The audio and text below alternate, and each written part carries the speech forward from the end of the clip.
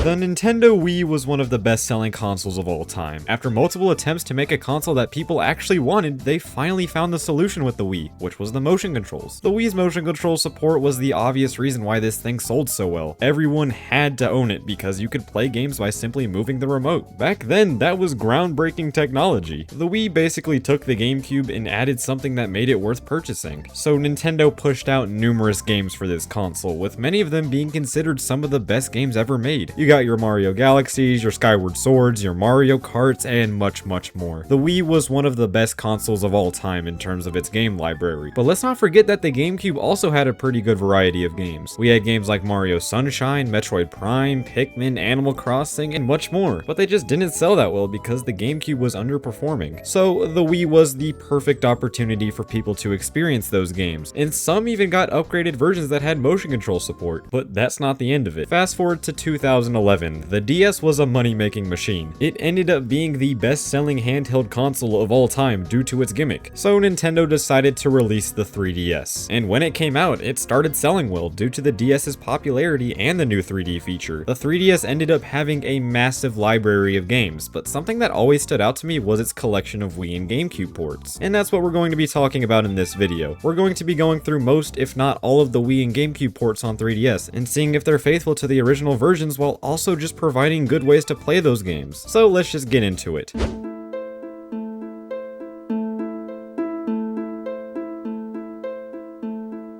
I guess we should start with the only GameCube port that we're covering in this video. Luigi's Mansion was one of the launch titles for the GameCube, and unlike other Mario spin-offs, it was kinda spooky. The atmosphere, the sound effects, and just everything in this game gave off a creepy vibe. I mean, it's not a horror game or anything, but it was enough to make 6-year-old me shit my pants. And while the game was really short, the gameplay was fun, and the mansion was a blast to explore. Eventually, Nintendo actually released a sequel to the game on the 3DS, and wow man, it was dog shit. So when a 3DS port of the game was announced, I was pretty skeptical.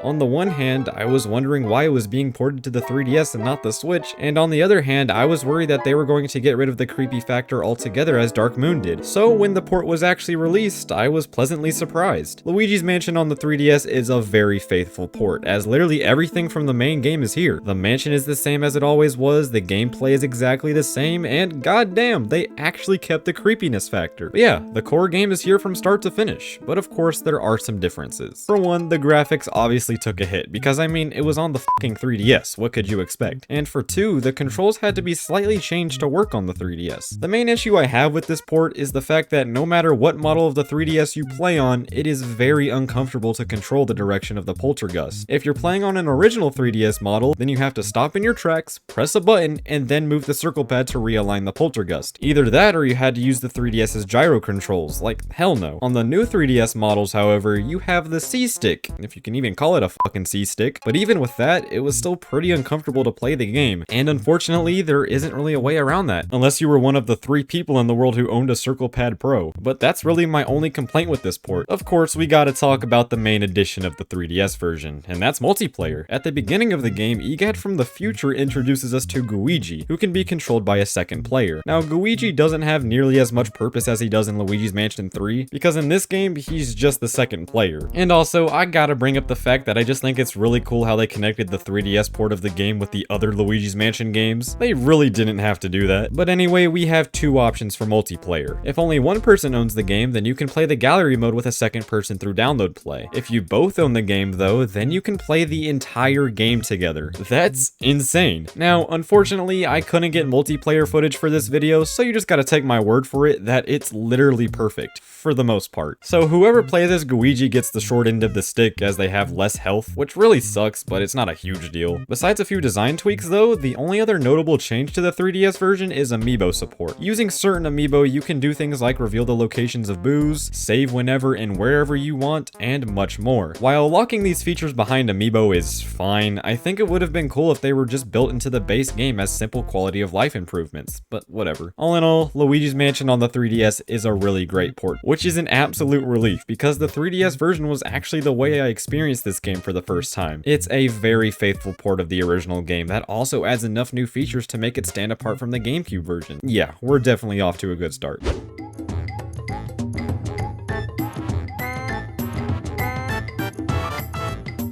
Alright, so with the only GameCube port out of the way, let's dive into the Wii games on 3DS, starting with Donkey Kong Country Returns 3D. Unlike Luigi's Mansion, Country Returns seems like the perfect game to be ported to a handheld console. At the end of the day, the game is just a very solid and fun 2D platformer, and since the 3DS had no other 2D Donkey Kong games, it just made perfect sense to port this game, and it shows. This is up there with some of the best-selling 3DS games, because, I mean, come on, port or not, it's a 2D Donkey Kong game. There is really nowhere to go wrong. But diving into the game itself, it's literally the exact same game. The levels go unchanged, the controls still feel very nice and responsive, the music is still intact, cutscenes are still here, and hell, they didn't even remove the co-op functionality. This is still the same game from the Wii that we all know and love, but now it's playable on the go. However, like with any port, this one definitely has its differences. For one, the graphics are unsurprisingly worse, as both the resolution and the frame rate faced a significant decrease. However, considering that this game is only a 2D platformer, then I'm not losing sleep over this decision. I mean, I'm a goddamn Nintendo fan. 30 FPS is a luxury to us. The game is still entirely playable from start to finish. The main difference in this port is the new mode, which is appropriately titled New Mode. That's fucking boring. This is really nothing more than an easy mode, as it gives you an extra heart and more items to buy in the shop, which can help you during your playthrough. All of these are very welcome additions, because the base game is actually significantly difficult compared to other 2D platformers. And if you want to play the original experience, then you can play it through original mode. I mean, Jesus, could they have at least called it like legacy mode or something? Another pretty significant change is the removal of motion controls. This is actually the aspect that was hated the most in the original game, as you were required to shake the Wii remote in many instances for no reason. The motion controls were in this game for the sake of having a gimmick. That's it. So in the 3DS version, it was removed for the better, and the game is actually really fun without them. It's crazy how that minor change significantly changes the experience as a whole. This is actually why many people consider the 3DS version to be the definitive way to play this game, and I actually somewhat agree. The Wii version has better resolution and frame rate, sure, but the 3DS version provides much more content along with better controls and the portability aspect. So is the 3DS version better than the Wii version? Well, it really depends on what you're looking for. If you don't really care about graphics or frame rate, then I would say the 3DS version is definitely more enjoyable. But if you just can't live without 60 FPS, then definitely pick up the Wii version. But at the end of the day, the game is still the same, and that's all that really matters.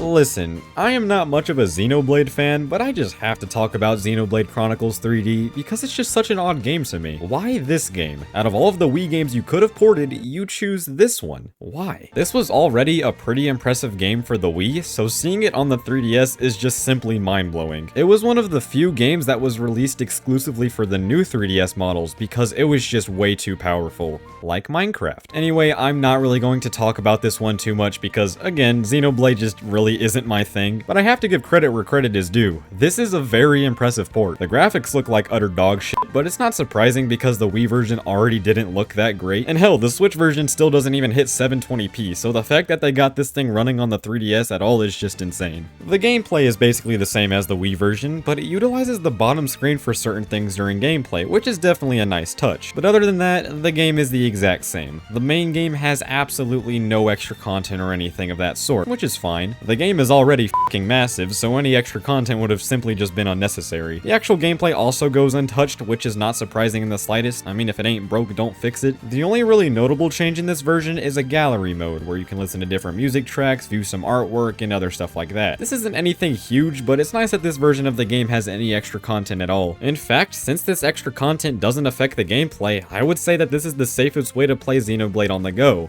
At least it was. All in all, while Xenoblade isn't really my thing, I can acknowledge that the 3DS port of the game is more than impressive. I just don't see why they would choose to port this game, because while it has its fans, it's definitely one of the less popular Nintendo franchises. And top it off with the fact that it's only available on new 3DS models, and the game is just bound to sell poorly, and that's exactly what happened. The game sold a whopping 240,000 units, which is just terrible for a 3DS game. But despite all of this, it's still a great port. It just doesn't stack up to the Wii version.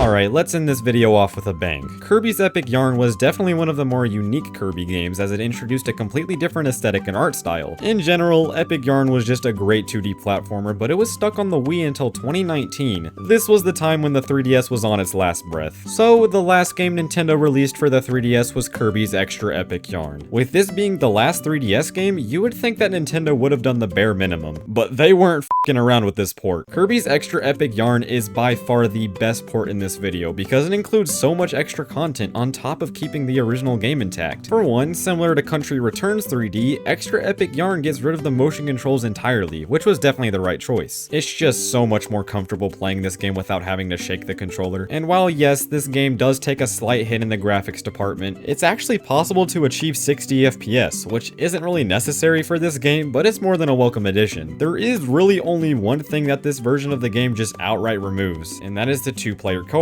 mode. This just kinda baffles me because it would have been more than possible to implement this feature, considering that there are countless other games that have that functionality. Now, personally, this wouldn't have been a huge deal to me, mainly because there isn't one person on this goddamn planet that would want to play fucking Kirby's Extra Epic Yarn with me, especially considering that the 3DS was pretty much dead at this time. And I mean, come on now, co-op on the Wii just made more sense because, I mean, it's the fucking Wii. But apart from that slight inconvenience, the game includes a plethora of extra content. For one, we have a completely new mode called Devilish Mode. This mode has you playing through the same levels while dodging attacks and projectiles from the devils. This is a very welcome addition, because this game desperately needed a harder difficulty, especially considering that the base game was just piss easy. And instead of simply making the levels more difficult, they actually add something that makes the difficult levels stand apart from the normal ones. I'm just a big fan of this. We also have a couple of mini games to try out where you get to play as Meta Knight and King Dedede. The first one is Slash and Bead. This one has you playing as Meta Knight through these side-scrolling levels. The object is to destroy as many enemies and objects as possible before you reach the end. And playing as Meta Knight is a blast because his attacks are just so satisfying and fun to use. Then we have Dedede Go Go Go.